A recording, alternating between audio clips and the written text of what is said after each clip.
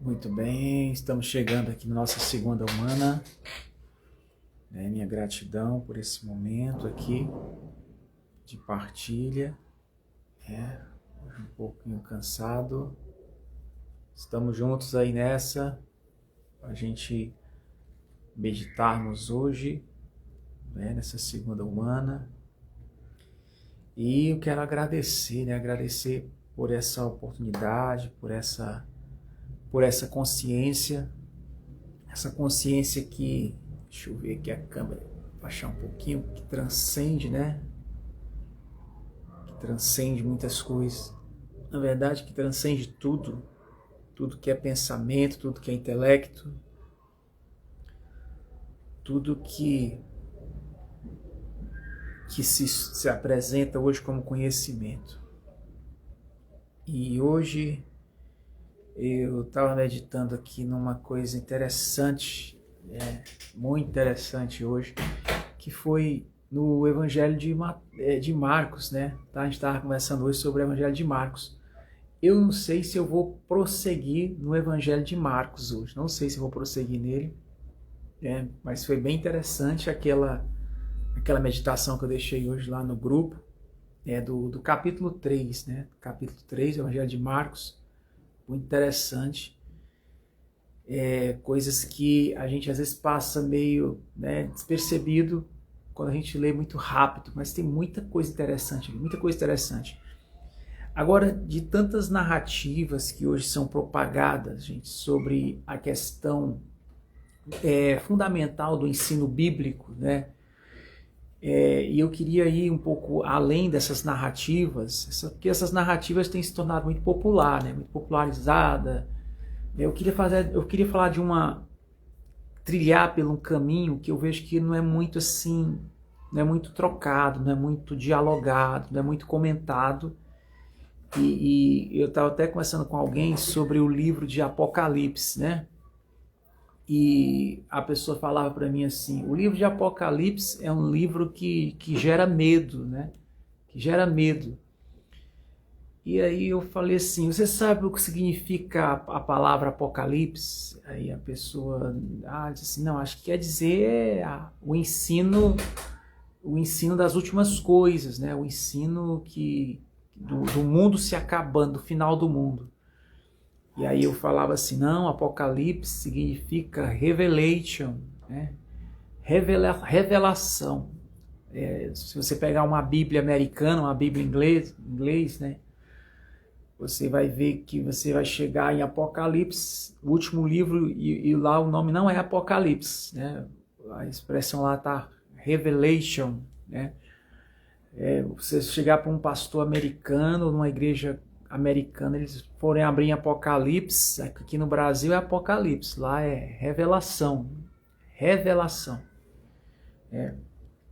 E eu estava vendo algumas questões dessa revelação, e eu vendo coisas pegando um fundo histórico, eu vendo coisas que não é que irão acontecer, não são coisas que irão acontecer, mas coisas que estão acontecendo, porque é uma revelação de coisas que estão acontecendo.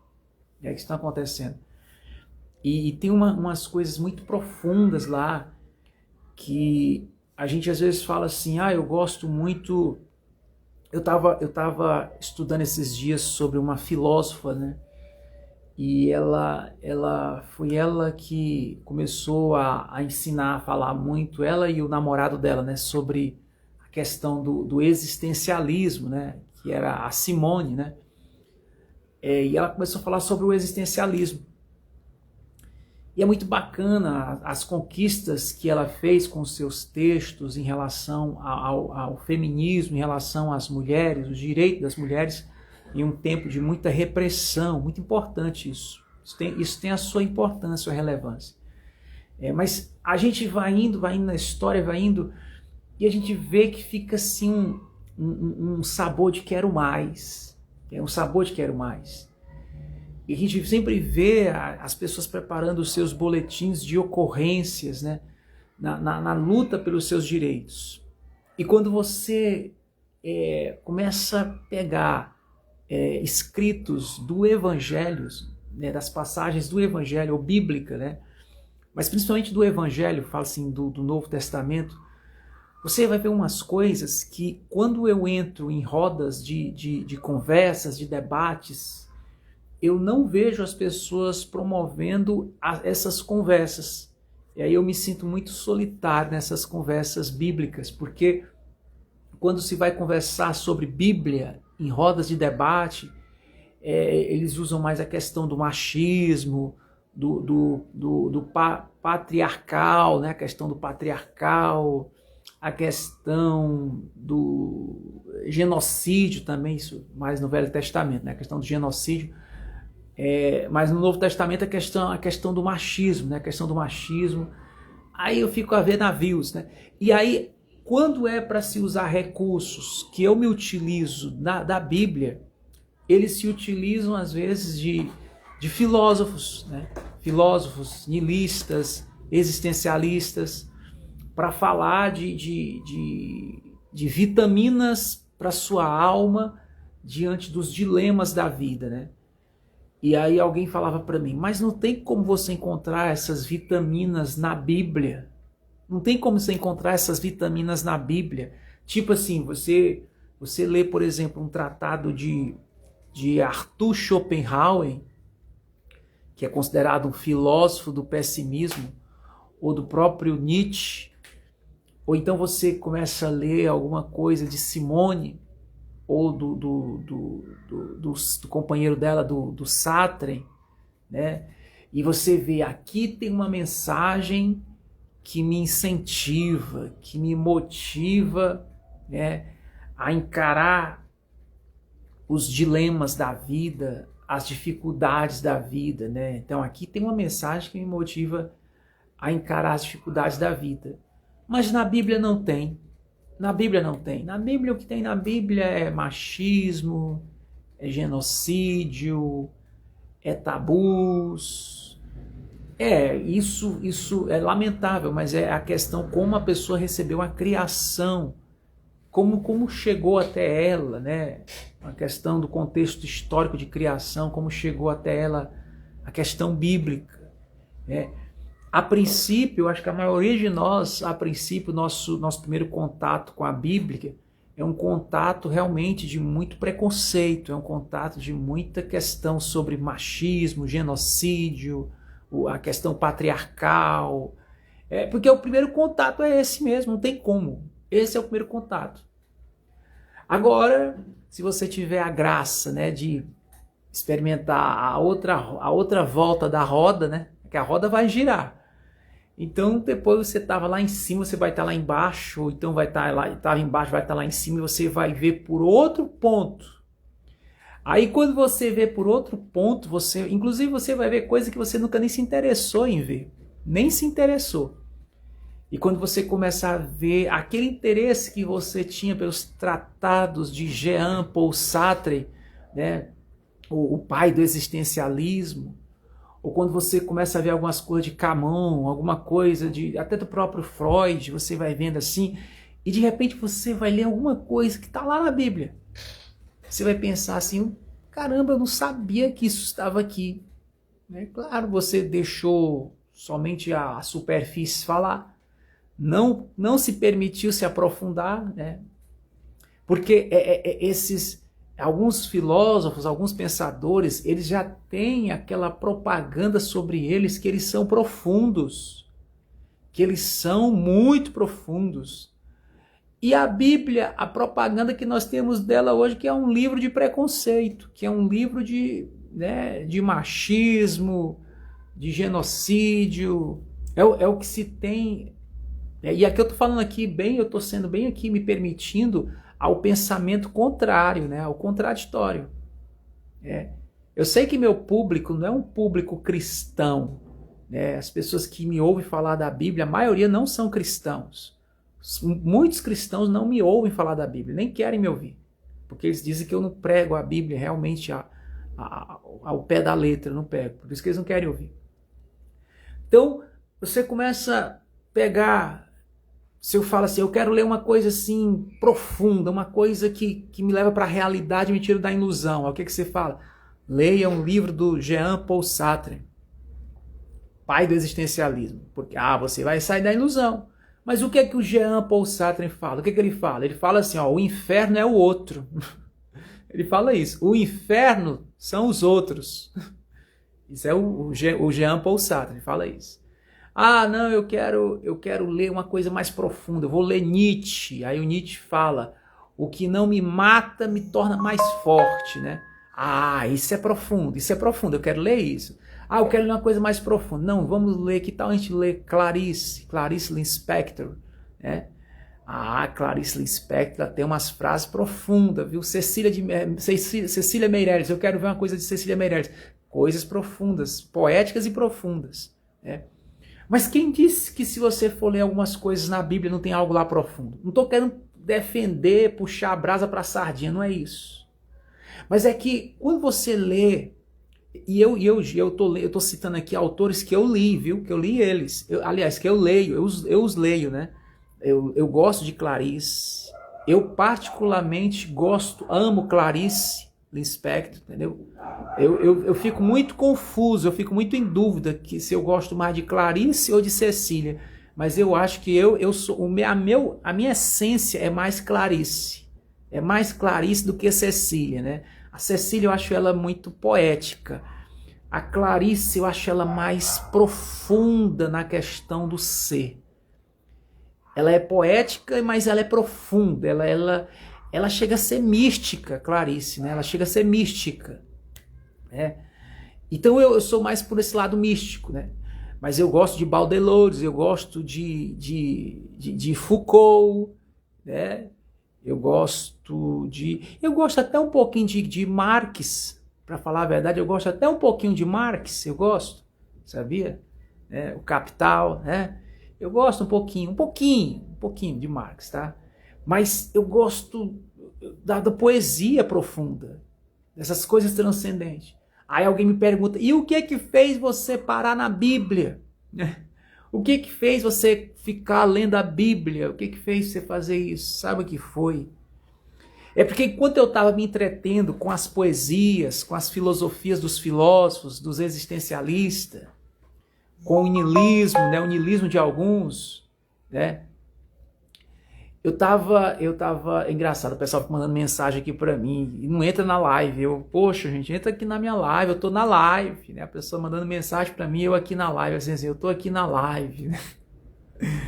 Mas vamos lá, né, deixa o pessoal aí nas suas inconsciências, né, é por isso que eu digo, não é fácil não, você quer fazer uma live, você tem que ir contra você mesmo, e é nisso que eu parei na Bíblia, porque na Bíblia eu vi não só machismo, genocídio, patriarcalismo. Não, eu vi outra coisa lá.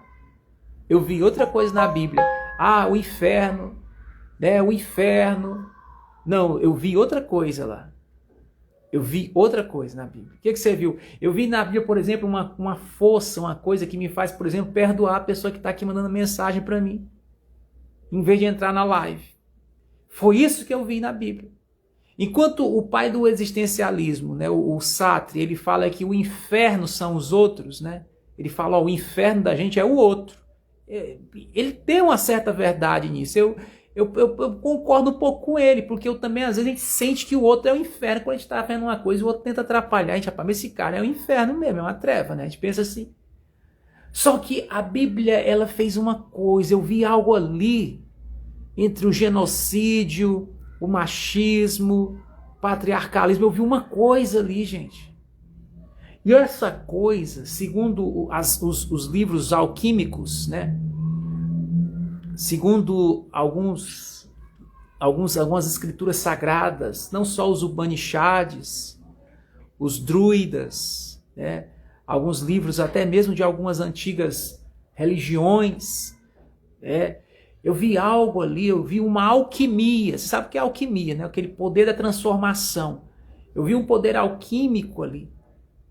Eu vi algo ali transcendente, que muitos não se permitiram a perceber porque estavam enredados e cegos pela fobia que foi imposta às pessoas.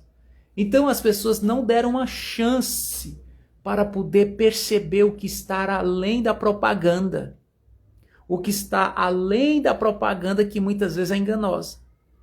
Então, o meu convite a você é um desafio, é você andar por um terreno que já foi muito banalizado, porém com um olhar diferente.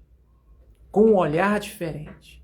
É por isso que eu gosto muito do mestre da Índia, né, que já fez sua transição. Que esse mestre, apesar de não ser um cristão, ele nunca foi um cristão, mas ele leu a Bíblia e ele falava da Bíblia. Agora, a maneira como ele falava da Bíblia, sabe, era uma maneira tão transcendente, era uma maneira tão espiritualizada, espirituosa, que eu ficava assim, com água na boca, sério, quando eu via esse mestre falando da Bíblia. Uma coisa transcendental, uma coisa surreal, extasiante, algo fantástico. Mas por que esse mestre, sem ser cristão, ele conseguia falar assim de uma maneira... Porque ele entendeu que a espiritualidade não está reduzida a nenhuma caixa, não está reduzida a nenhuma denominação, não está reduzida, limitada a nenhuma instituição religiosa. Ele entendeu isso. Então ele transcendeu, ele aproveitou a oportunidade. É isso que eu convido a você a fazer, aproveitar a oportunidade do conhecimento que se apresenta a você. E extrair o melhor, extrair aquilo, se envolver, se perceber. E eu percebi coisas tremendas ali, entre aquilo que as narrativas públicas falam, as narrativas sociais, as narrativas em rodas de bate-papo, de debates, ficam aí falando, propagando. Eu vi uma coisa que as narrativas deixam a desejar, que os debates em mesas e rodas, bancadas, eles deixam a desejar. Não é mencionado. Não é mencionado. Inclusive, eu tive muita dificuldade de fazer um TCC por isso. Porque queriam colocar para mim assim um objeto de estudo, de pesquisa, mas que eu mesmo estava totalmente envolvido com aquilo. E eu estava precisando de tempo para perceber, para me envolver, para mergulhar. E tinha uma pesquisa, mas era uma pesquisa que eu não me interessava em pesquisar aquela pesquisa. Uma pesquisa pronta, uma pesquisa pesquisada por outros, que outros pesquisadores encontraram. Aí, porque está ali, né, na vitrine ali, a pessoa fala, pega essa pesquisa aí, mas essa pesquisa não é, no fundo, não é o meu objeto de pesquisa, não é. E o meu objeto de pesquisa, eu vi que era desprezado. Não, esse assunto aí não existe, esse aí ninguém até agora falou disso, não. Você está delirando, isso não faz sentido. Nunca ninguém fez isso, mas não são esses que entram para a história, esses que estão fazendo uma coisa que nunca ninguém fez, que nunca ninguém ousou a fazer, não é assim? E hoje, eu estou lendo hoje a Bíblia, mas numa leitura muitas vezes, que eu me sinto muitas vezes solitária. Solitária por quê? Porque eu não encontro pessoas para compartilhar. Eu não encontro nem dentre aqueles que dizem que professam a Bíblia como regra de fé para a sua vida. Nem dentre eles. Se eu fosse, por exemplo, intitular o tema de hoje, hoje eu já fiz uma mensagem hoje, né? Algumas pessoas estão aqui na live já ouviram pelas listas de transmissão, mas se eu fosse hoje intitular uma mensagem aqui hoje, vou resumir, porque não dá, é um tratado na verdade, né? Mas resumir.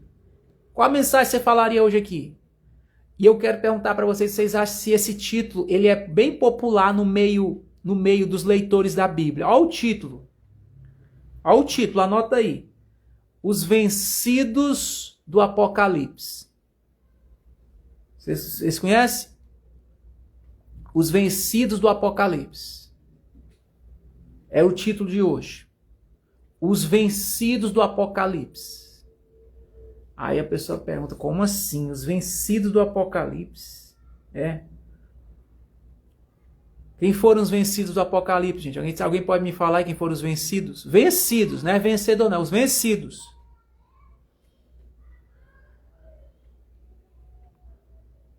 Deixa eu ver se eu acho aqui a referência.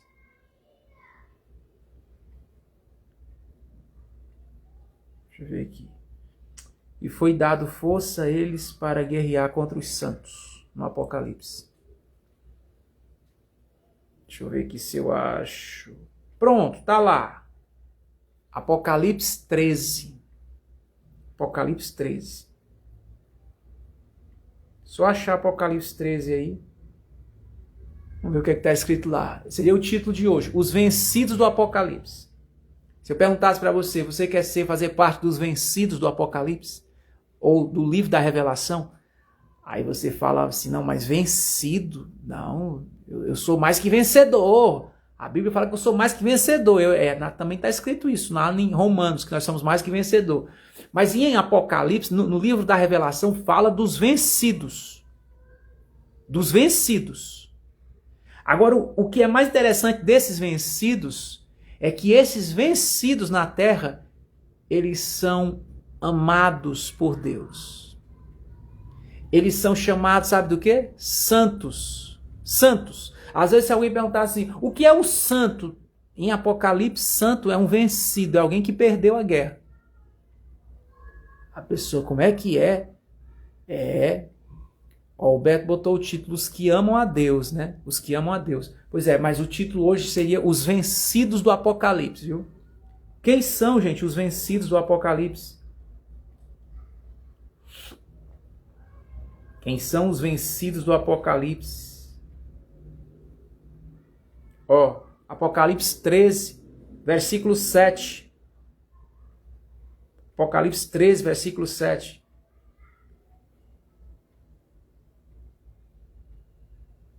Apocalipse 13, versículo 7 fala assim, ó. Foi-lhe dado poder.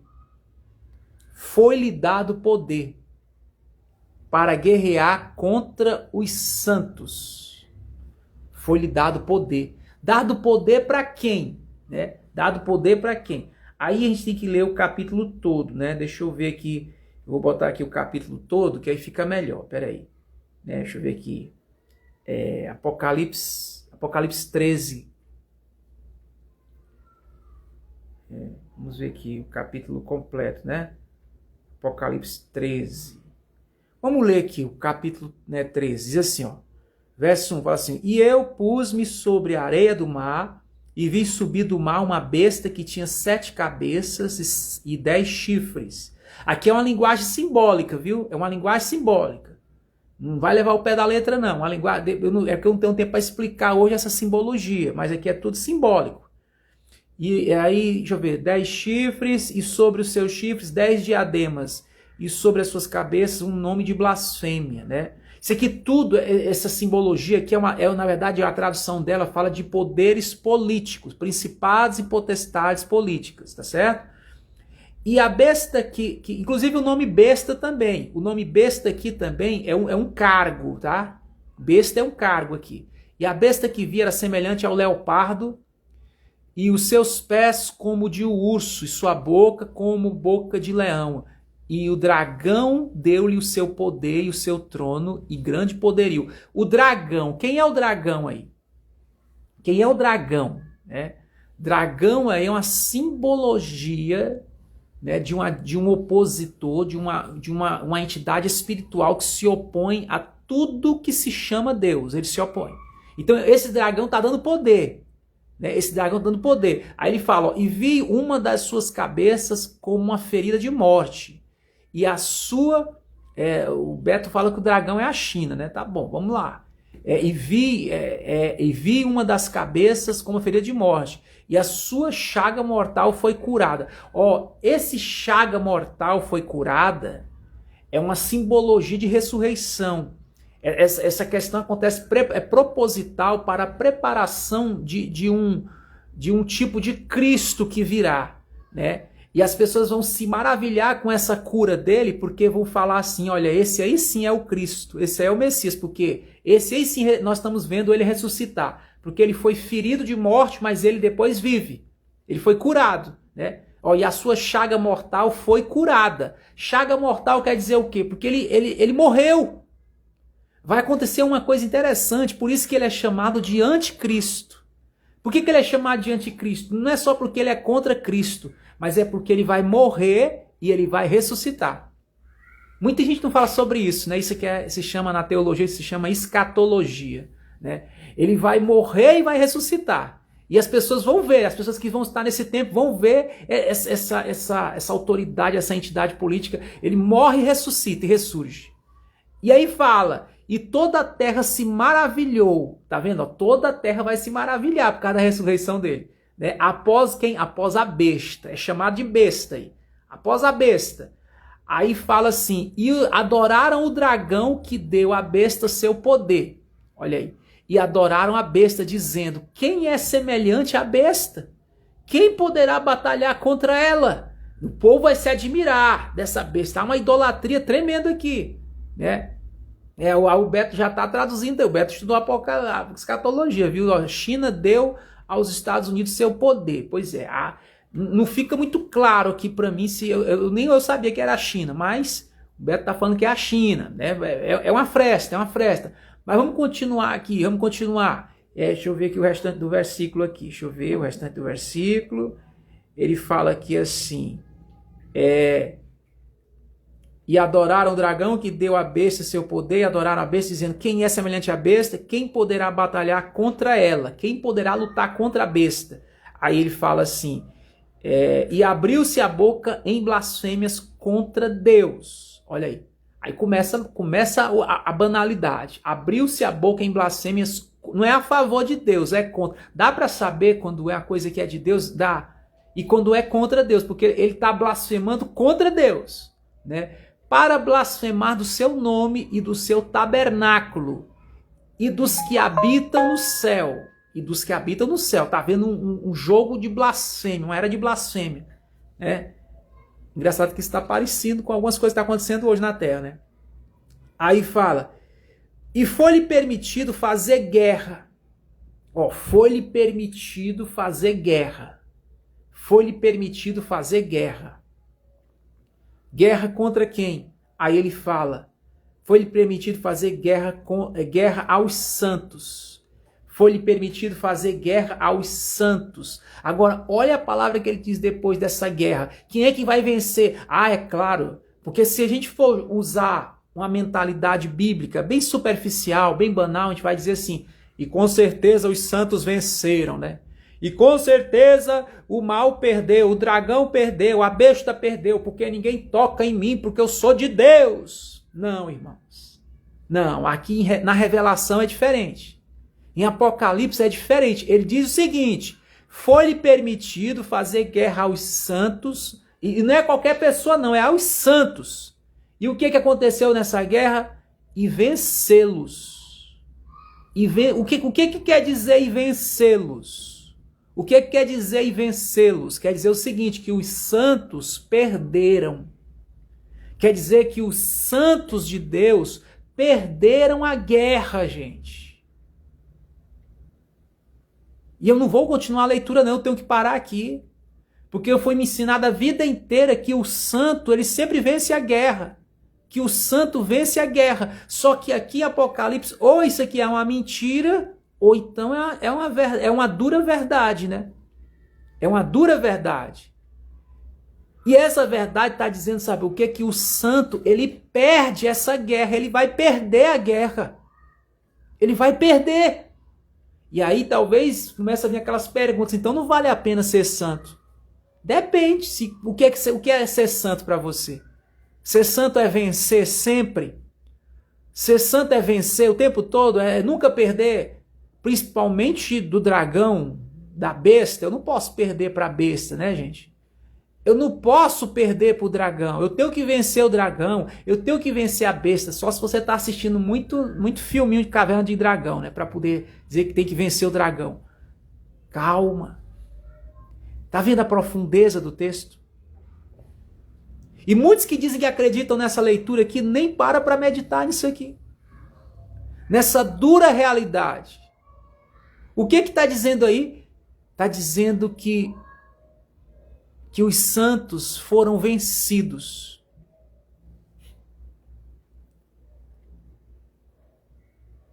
Pois é. Os santos foram vencidos, irmão. E olha, sabia que hoje tem muitas pessoas que estão deixando de falar comigo por causa dessa mensagem? Até na minha família. Até na minha família. Porque eu estou pregando que os santos são vencidos. Eles não vão vencer, eles são vencidos. Eles são vencidos. E você percebe que nesse livro vai falando que o próprio Deus vai concedendo um poder, vai concedendo força. Não aos seus santos, mas aos seus algozes, aos seus carrascos, aos seus perseguidores. Parece até um masoquismo. Mas está falando aí. E não é só essa passagem não. Se você quiser eu te mostro, tem mais passagem ainda em Apocalipse. Que fala dessa força que vem, que vai perseguir e que vai prevalecer nessa perseguição.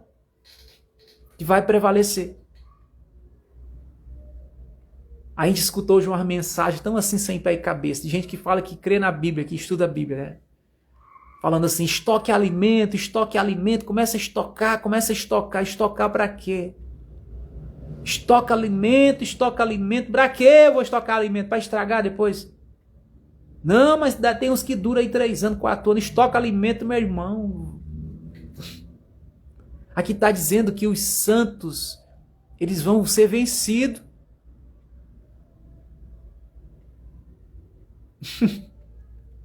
Aqui está dizendo que os santos vão ser vencidos, irmãos. E a gente tem motivo para ficar com raiva de Deus, né? Só decepcionado com Deus. Mas a questão não é se decepcionar com Deus. Eu pensava também que era se decepcionar com Deus, mas depois eu vi que a minha decepção não era com Deus, mas com esses que dizem hoje que estão falando em nome de Deus. Que prega um evangelho que a gente vê que não é muito real. Dizendo assim, se você for santo, você vai vencer. Se você for santo, você vai vencer todas. Aí eu pego a Bíblia aqui, abro Apocalipse, aí fala assim, ó, foi-lhe permitido fazer guerra aos santos e vencê-los.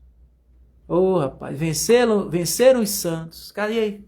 O que é que adiantou ser santo? O que é que adiantou ser santo se você vai perder? Vai perder para o dragão, vai perder para a besta. O que é que adiantou ser santo? Aí talvez você fale assim, então não adianta ser santo? Você não acredita? Não, eu sei que adianta. Eu sei que adianta ser santo. Só que o nível de vitória do santo, o nível de prosperidade do santo, o nível de estar bem, às vezes as pessoas perguntam assim, né, como é que você está? Como é que você está? Você está bem? Né? O nível de dizer que está bem do santo é outra dimensão. Não é essa dimensão nossa popular comum, é outra dimensão.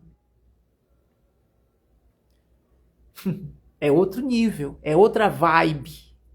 Se você achava que conheceu alguém radical do existencialismo, do niilismo, é porque você não conheceu o nível dos santos vencidos do Apocalipse.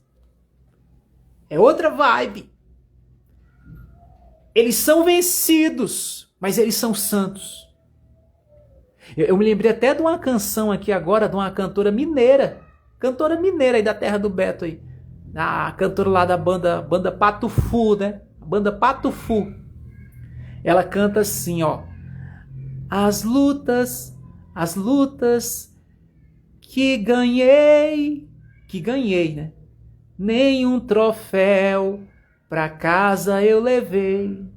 Aí, as brigas que perdi, estas sim, eu nunca esqueci. Ela disse que as brigas que ela perdeu, ela nunca esqueceu. As brigas que ela perdeu, ela nunca esqueceu. Gente, existe uma riqueza. Olha essa palavra que eu vou falar aqui só aqui mesmo. Existe uma riqueza, existe existe um vencer no perder. Existe um vencer no perder. Você sabia disso? Existe um vencer no perder. E essa é a parte que ninguém te fala da Bíblia. Porque eu li vários tratados filosóficos, eu li várias, mas eu não vi neles o que eu vi na Bíblia em relação a isso. Se bem que eu vi alguns parecidos. Inclusive, alguns do Nietzsche eu vi algo parecido. Semelhante. Que fala, é como Nietzsche falava, né? O que não te mata te torna forte. O Nietzsche disse assim, o que não te mata te torna forte, mais forte. Só que aqui em Apocalipse fala que os santos foram vencidos. Foram vencidos. Fala isso. Os santos foram vencidos. Eu quero que você medite mais nessa passagem de Apocalipse. Porque talvez você já leu isso, você nunca se tocou o que é que realmente isso quer dizer. Os santos foram vencidos, né? Os santos foram vencidos. Deixa eu ver se eu acho mais alguma coisa aqui de Apocalipse.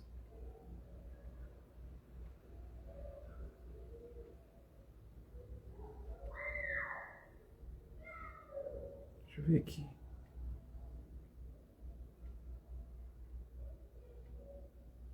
Deixa eu ver aqui se eu acho mais alguma coisa aqui. Apocalipse 18, 24. Vamos ver o que está escrito em Apocalipse 18. Deixa eu ver. Nela foi encontrado... Olha aí, ó. Olha o que diz em Apocalipse 18. Bora ler o 23, né? O 23 e o 24. Apocalipse 18. É no final, né, de Apocalipse. Apocalipse 18, 23 e 24. Forte que está escrito lá, viu? Apocalipse 18, 23 e 24. Deixa eu ver aqui. Apocalipse 18, 23 e 24. Vamos ver o que está aqui. Vamos lá. Ó, diz assim. E a luz de candeia não mais luzirá. Não mais luzirá em ti. E voz de esposo e de esposa não mais em ti se ouvirá. Porque os teus mercadores eram os grandes da terra. Porque todas as nações foram enganadas pelas tuas... Sabe do que está falando aqui? Aqui está falando aqui da ruína, da queda de Babilônia. O sistema político religioso. Diz que um dia isso vai desmoronar. E aqui está falando da Babilônia, que ela vai cair, que ela caiu. Acabou. Aí no 24 ele fala assim, e nela aonde? Nesse sistema político religioso, se achou o sangue dos profetas e dos santos, e de todos os que foram mortos na terra. Aonde é que foi achado? Na Babilônia. Nesse sistema opressor. Nesse sistema opressor. Agora, olha o que é interessante que aqui está falando em Apocalipse, na Revelação. Aqui está falando, gente, que o fato de você ser, primeiro, um profeta de Deus, viu? Não estou falando de profetado, não, profeta de Deus. Eu sempre gosto de brincar, fala que o Beto é o profeta, né? Pois é, o fato de você ser um profeta de verdade, ou ser um santo,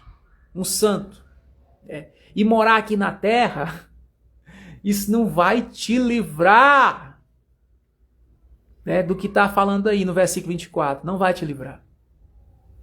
Não vai te livrar. A não ser que, sei lá, a não ser que Deus te arrebate, né? Que você vá para o céu, que você seja arrebatado, seja, sei lá, aconteça alguma... Você seja arrancado da terra, vá numa nave, flutuando numa nave espacial, um disco voador, ou você tem algum... sei lá, aconteça alguma coisa com você que você seja arrancado da terra. Mas se não, olha o que eles estão falando aí. Que essas pessoas, apesar de serem tudo isso, Deus ama o profeta, Deus ama o santo, Deus ama essas pessoas da terra, Deus ama a sua igreja. Porém, o amor dele não vai te deixar, sabe, livre, isento, intocável. Não, às vezes Deus permite a gente ser tocado. Às vezes Deus permite a gente ser ferido.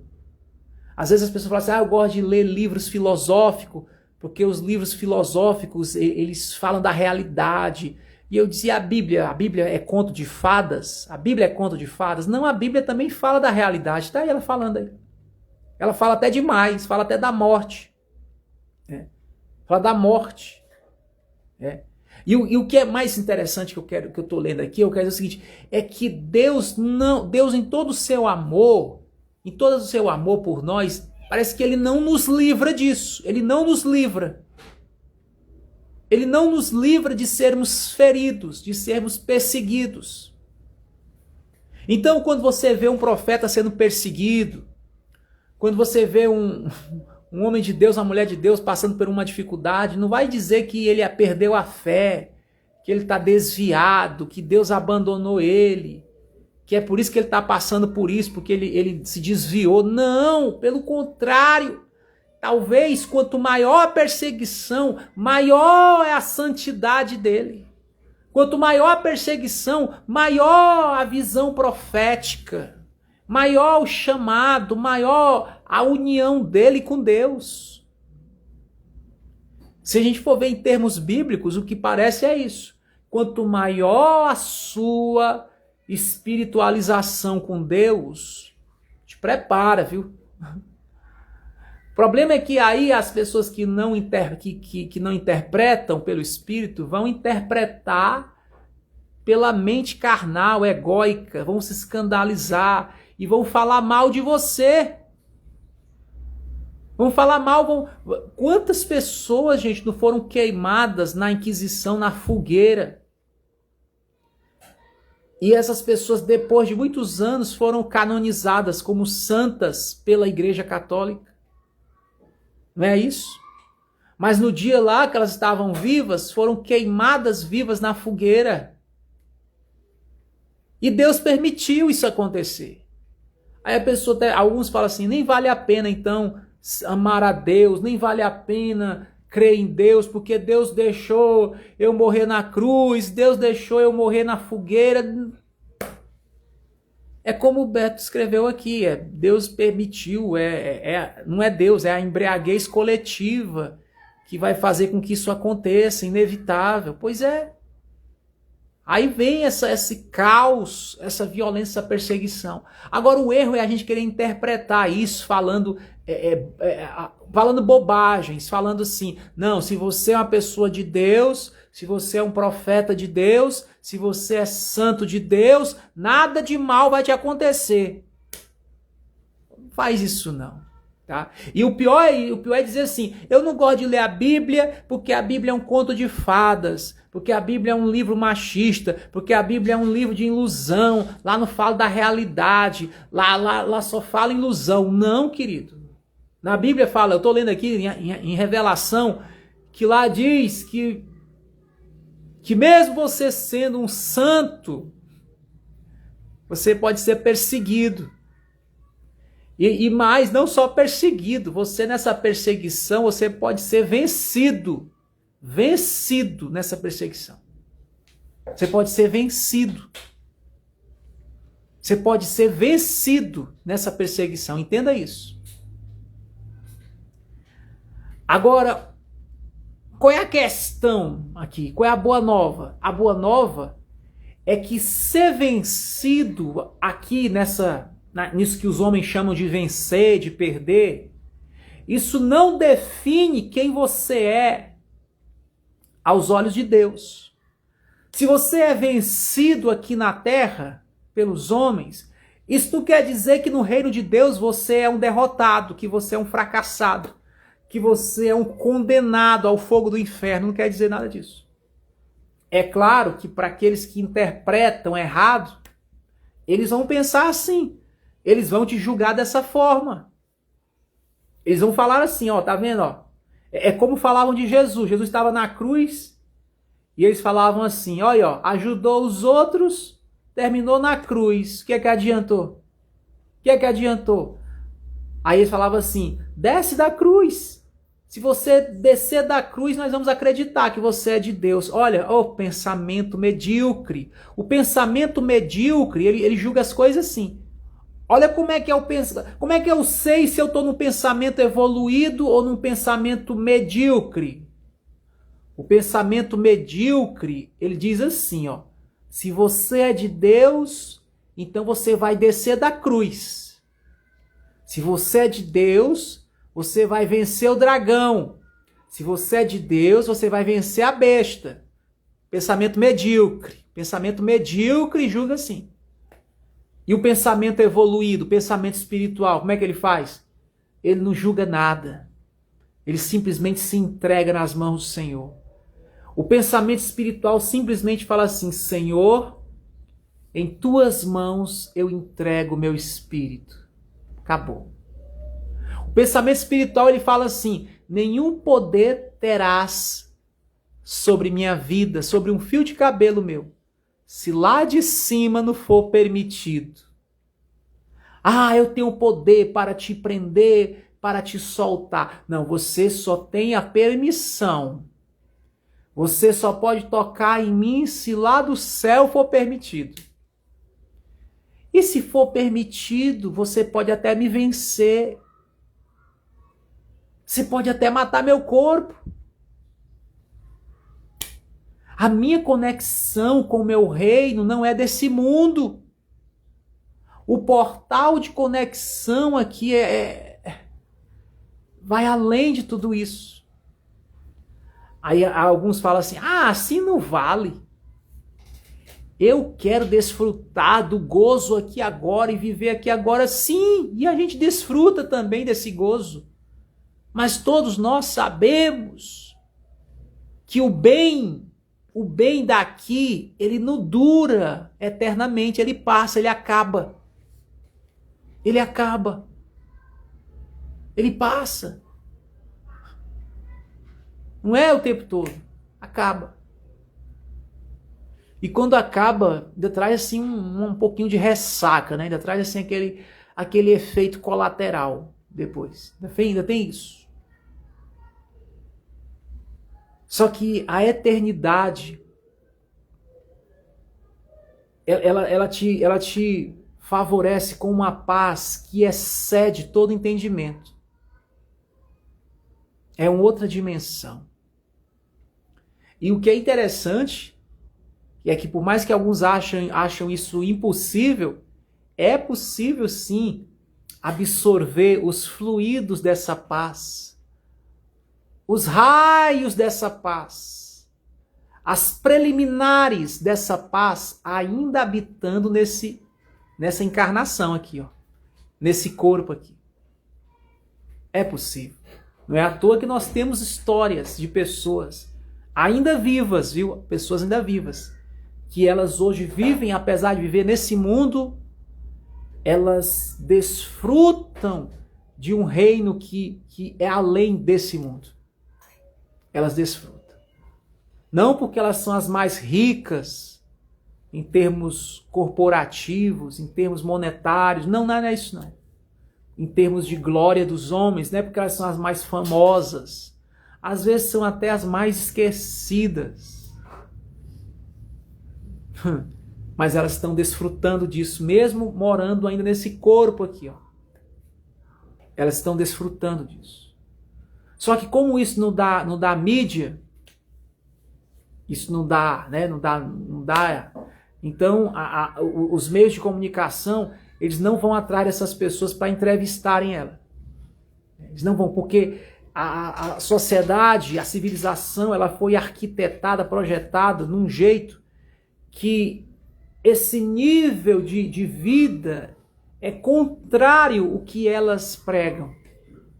Então elas não querem isso. Elas preferem anunciar que isso é uma utopia, que isso não existe, que isso é uma ilusão. E sendo que, na verdade, a ilusão é que nós estamos vivendo aí, vendo o que o povo está vivendo. A ilusão. É. Por isso que nessa live tem vocês aqui. E por isso que essa live ela é como é. Porque essa live não é uma live popular.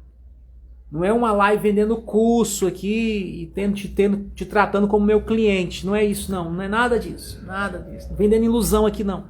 Aqui a gente está falando aqui, a mensagem aqui é os santos que foram vencidos. Gostou aí, Beto, do título? Os santos que foram vencidos. E fica a pergunta, ainda quer ser santo? Ainda quer ser santo? Muitos santos foram queimados na fogueira da Inquisição. Eles eram chamados de feiticeiros, bruxos. Lembra? Giordano Bruno.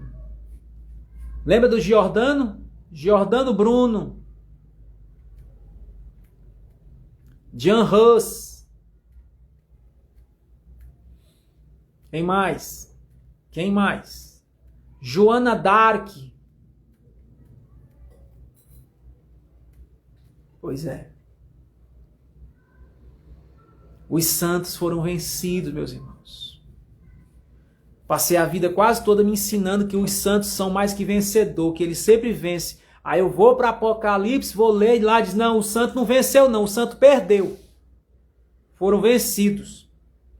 Aí perguntou para mim, ainda quer ser santo? Ainda quer ser santo? Mas sabe, quando você entende o cerne dessa passagem, quando você entende, você se torna alguém, sabe o que? Você se torna alguém inabalável. Você se torna alguém inabalável. E sabe como é que em Apocalipse a gente vence? Sabe como é que a gente vence lá? Lá a gente vence perdendo. Em Apocalipse a gente vence perdendo. Em Apocalipse a gente vence perdendo. Eu acho que não é só em Apocalipse não, né? Acho que em toda espiritualidade é assim. É. Deixa eu ver aqui. Ó. Apocalipse 12. Apocalipse 12, versículo 11. Como é que eles vencem em Apocalipse? Apocalipse 12, verso 11 fala assim, ó. E eles venceram. Tá dizendo que eles venceram, aí, ó. Eles venceram. Mas venceram como? Aí diz aqui assim, ó. Venceram pelo sangue do Cordeiro. Primeira coisa que nos faz vencer, o sangue do Cordeiro. Foi o primeiro que morreu na cruz, né? Por nós. Venceram pelo sangue do Cordeiro. Primeira vitória é o sangue do Cordeiro, né? O sangue de Jesus tem poder, né? Depois, segunda vitória. Venceram pela palavra do testemunho que deram. É outro meio do santo vencer. Por isso você tem que ter uma palavra de testemunho na sua vida, viu? Uma palavra de testemunho. Sem palavra, eu até falava isso hoje, até acho que era com o Beto, né? O poder da palavra. A palavra da nossa confissão, gente. A palavra do seu testemunho, né? A palavra do seu testemunho. Agora o último aí é o que eu falei, né? Que a gente vence em Apocalipse perdendo, tá aí, ó. E não amaram, guarda essa palavra aí, pelo amor de Deus. E não é que eles amaram, é que eles não amaram. Eles não amaram. Ah, era espaço de amor. Não, não era espaço de amor aqui não. Aqui era espaço de não amar. Não amor. Não amaram as suas vidas até a morte. É assim que se vence, gente, em Apocalipse. Você vê que o versículo começa dizendo assim, ó. E eles venceram. Ó, começa dizendo assim, e eles venceram. Eles venceram. E aí hoje estão falando assim, não, se você é de Deus, você é vencedor, você é vencedor. Só que eles não te ensinam como é que vai ser essa vitória. Eles não te contam a verdade de como é que vai ser essa vitória. É como uma vez perguntaram para um casal, né? Perguntaram para uma esposa, assim, qual é o segredo desse casamento de vocês durar? Tá durando aí 30 anos de casado. Qual foi o segredo? 30 anos de casado nos dias de hoje, meu filho, é difícil, viu? Qual o segredo de 30 anos de casado? Aí perguntaram para a esposa, para a mulher. Aí ela respondeu assim, o segredo? Aí, sim, qual é o segredo? Aí ela disse assim, o segredo é que eu perdi. Aí, como assim? Perdeu o quê? Vocês não estão casados? Pois é, para mim estar com ele, eu tive que perder. Perder o quê? Perder a guerra. Eu perdi para ele. Teve um dia que eu queria mandar ele pro inferno. Teve um dia que eu queria matar ele. E aí eu peguei, não obedeci aquela vontade, quer dizer, eu perdi. E aí por eu ter perdido, é que a gente está junto.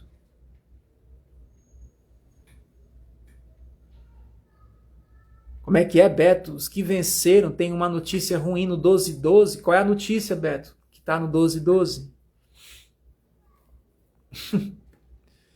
Porque eles já perderam a vida aqui, né? Não amaram as suas vidas até a morte, né? Não amaram as suas vidas até a morte. Não amaram, né? Que vida é essa que eles não amaram até a morte? Que vida é essa que eles não amaram até a morte? Essa vida que tem hoje aí do mundo. Por isso alegrai-vos, ó céus, e vós que neles habitais. Ai dos que habitam na terra e no mar, porque o diabo desceu a vós e tem grande ira, sabendo que já tem pouco tempo. Eu não vou muito enveredar por esse lado, porque aí já está mostrando a outra ponta do iceberg, né? Mas eu tô focando mais nesse lado aqui, Beto, porque esse lado aqui é um lado que a gente precisa entender essa questão dessa vitória mista com a derrota, né? Essa vitória mista com a derrota, porque é um misto de vitória e derrota. É como eu falei, que perguntaram para a mulher por que o casamento dela estava durando 30 anos. E ela disse, porque eu perdi. Ela disse, porque eu perdi. Né? Ó, eles venceram, no caso aqui, eles venceram pelo sangue do cordeiro, pela palavra do testemunho, e não amaram as suas vidas até a morte. Né? O que isso quer dizer, gente? O que isso quer dizer? Jesus falou isso no Evangelho de Mateus, você sabia? Mateus. Jesus falou isso em Mateus. Jesus falou uma coisa que encaixa totalmente com isso aqui no Evangelho de Mateus, para fazer o contexto, a gente finalizar essa live, né? Deixa eu ver aqui. Em Mateus, né?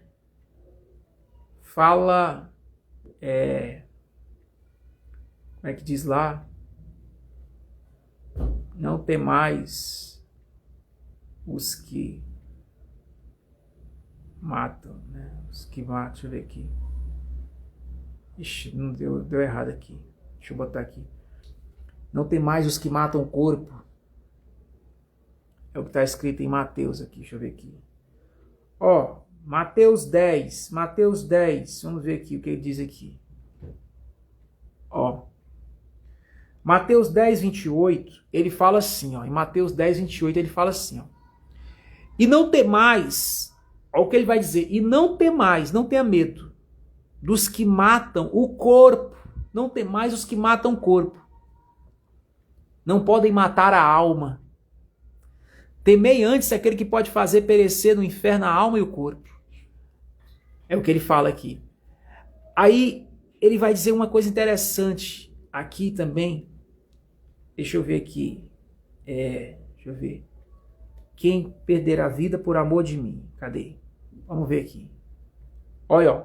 Aí Mateus 10, 39, né? Vamos lá. Mateus 10, 39. Ele vai dizer uma coisa interessante aqui. Não, Mateus 16, 25. Mateus 16, 25. Olha o que ele diz aqui em Mateus 16, 25. Ele diz uma coisa tremenda aqui, ó. Ele diz assim, Mateus 16, 25, ele fala assim: porque aquele que quiser salvar a sua vida, perdê-la-á. E quem perder a sua vida por amor de mim, por amor de Jesus que ele fala, achá-la-á. É o que ele está dizendo. Então, o resumo aqui da ópera é esse. né? Aquele que quiser salvar a sua vida, perdê-la. Por isso que lá diz, e eles não amaram a sua vida, eles não amaram a sua vida até a hora da morte. Eles não amaram a sua vida. Ser fiel até a morte e dar-te-ei a coroa da vida, diz o Senhor, né? Porque aquele que quiser salvar a sua vida, perdê-la. Quem perder a sua vida por amor de mim, achá-la. A questão é por amor de mim, né? Por amor de Cristo. Então, gente, comece a refletir hoje nisso, porque essa mensagem aqui é uma mensagem profunda. É uma mensagem que vai além do existencialismo. Porque o existencialismo fica só aqui. Morreu, acabou. Existencialismo, morreu, acabou. Essa mensagem aqui ela vai além. Ela é transcendente ao existencialismo porque ela fala de uma alma. Ela fala de uma alma que vai além do submundo lá do mundo de Platão. Vai além. Vai além disso. Vai além do Hades. Vai além disso aí. Mas fala de um ser. Fala do ser que nunca nasceu. Que nunca nasceu. Se nasceu, ele nasceu na eternidade. Sabe lá o que? Quando? Não tem data para isso. E esse ser se conserva. Ele vai ter, claro, ele vai ter os seus níveis de transcendência, de evolução. Mas ele não se limita, ele não termina com o desencarnar. Ele não termina com a transição fisiológica, a transição corporal. Quando o corpo cair, ele não acaba. Quando a argila tornar ao pó, né? Esse fôlego de vida, ele não para porque o corpo parou. Ele não vai parar. Quando o corpo não der mais para ele, ele sai do corpo. Mas o corpo vai entrar em decomposição e ele não. Só que, e aí tem um assunto maior que eu não vou falar hoje que não dá tempo, sobre essa transição, essa jornada da alma, né? E eu não vou falar hoje sobre a jornada da alma, não. Mas eu estou falando aqui do tempo que ela está aqui, os dias que ela está peregrinando aqui nesse corpo. Nesse corpo, enquanto está aqui nesse corpo, né? E aí Cristo fala, quem quiser salvar a sua vida, e quem é que não quer salvar, né? Quem é que não quer salvar? Ele diz, mas quem quer salvar vai perder. Vai perder. Vai perder qual a vida? Vai perder a vida do ser. Vai perder o ser. Vai perder o ser. Agora, quem perder a vida, e aí essa vida que se perde, a única vida que pode se perder aí nessa história, e para alguns existencialistas eles dizem que é a única vida que tem, não tem outra, porque eles só acreditam no que eles conhecem, no que eles veem, no que eles tocam, porque eles reduziram a vida aos sentidos sensoriais. Eles reduziram a vida ao corpo. Quando você se identifica com o corpo, então você só é o que o corpo pode ir. Você só alcança até onde o corpo alcança, até o último fôlego de vida no teu corpo. Se o teu coração parar, a vida para você acabou. Porque você definiu a vida com o teu sentido fisiológico, com o teu corpo. Só que aqui nesse texto de Mateus 16, aqui ele está falando de uma vida do ser. E essa vida do ser, ela não se reduz ao batimento cardíaco do coração, ao funcionamento do cérebro. Não, ela não se relimita a isso. Ela transcende isso. Ela transcende. Diz uma história interessante, eu já contei uma vez, alguém disse que é mentira, mas é uma história sobre Sócrates, que quando deram a cicuta, né? Quando deram a cicuta pro Sócrates tomar, para ele morrer envenenado, era um veneno, ele disse que começou as pernas dele a entrar em estado de falência, as pernas pararam e ele disse para os amigos dele, olha, eu parei de sentir minhas pernas. Aí as pessoas falam, eita Sócrates, então tá morrendo. Aí ele, não, mas sabe o que é interessante? Que as minhas pernas pararam, mas eu ainda estou aqui. Né? Eu ainda estou aqui. Aí, de nada, Slaine, obrigado pela sua presença. Né? Professor Slaine, Deus abençoe aí você e a famílias. Né? Aí, interessante, gente, que diz que aí depois a cintura, a parte a parte pélvica, do quadril lá, a questão genital, começou a paralisar tudo. E aí o Sócrates falou, não estou sentindo mais minha cintura, mas eu ainda tô vivo. E aí depois ele falou assim, não estou sentindo mais minhas mãos, meus braços, mas eu ainda estou aqui. Aí perguntaram assim pro Sócrates, Sócrates, o que você está querendo dizer com isso, rapaz? Você vai morrer. E ele falou assim, o que eu estou querendo dizer é que daqui a pouco eu não vou mais conseguir nem falar.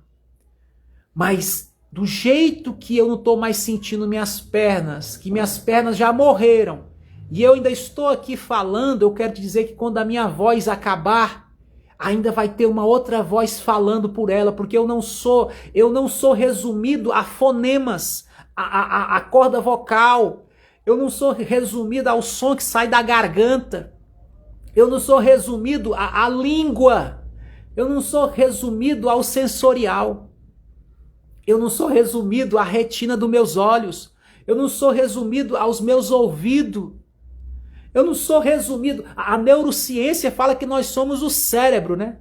A neurociência fala que nós somos o cérebro. É uma visão legal dizer que nós somos o cérebro, né? Então, se o cérebro acabar, acabou a gente.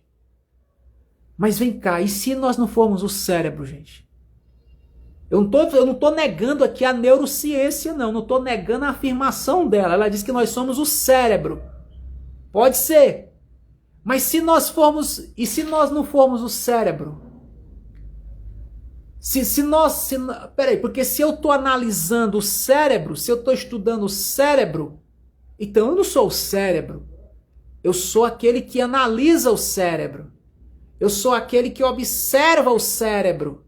Eu sou aquele que testemunha, que estuda o cérebro. Então quem eu sou? Quem eu sou, gente? O que eu sou? O que é isso? Uma vez alguém disse, você é o isso. Aí, como é meu nome? Seu nome é isso. Seu nome é só isso. Como é meu nome? Seu nome é isso. Eu sou o isso. Mas o que é isso? Eu não sei. Eu não sei. Acho que a live acabou, gente. Chegamos ao final da nossa live. Fica a reflexão aí para nós. O que somos? O que somos?